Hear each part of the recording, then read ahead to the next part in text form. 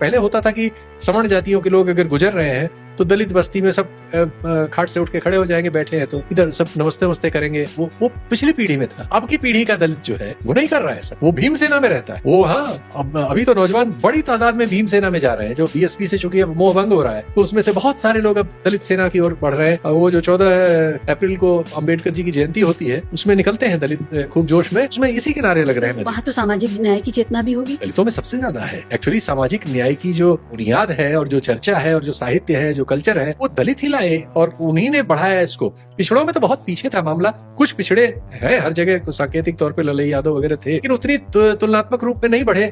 मंडल commission आने के बाद उनमें उस तरह से और ज्यादा ग्रोथ हुई। ये सही है। बहुत सारे लोगों को नौकरियां वगैरह भी मिल गई, तो उन सब लोगों का प्रतिनिधित्व वहां बढ़ा। लेकिन ये सोच के तौर पर नीचे से दलित हिलाए इस सवाल को, क्योंकि वो एकदम सबसे निचले थे और वो बहुत सारी ऐसी चीजों के शिकार थे जो पिछड़े नहीं थे। जैसे वो छुआछूत के शिकार थे, अस्पृश्यता के शिकार थे, मंदिरों वगैरह में न जाने देने के शिकार थे, उनके पास कोई आर्थिक साधन नहीं थे, सबसे ज्यादा उनमें कठिनाइयों में वो जीवन जी रहे थे। उनके साथ अपराध बहुत होते थे जिसको रजिस्टर नहीं किया जाता था या उनमें कोई न्याय नहीं होता था। वो सब बहुत बदला है। अब वो लगभग हर मामले में FIR तक जाने की कोशिश करते हैं।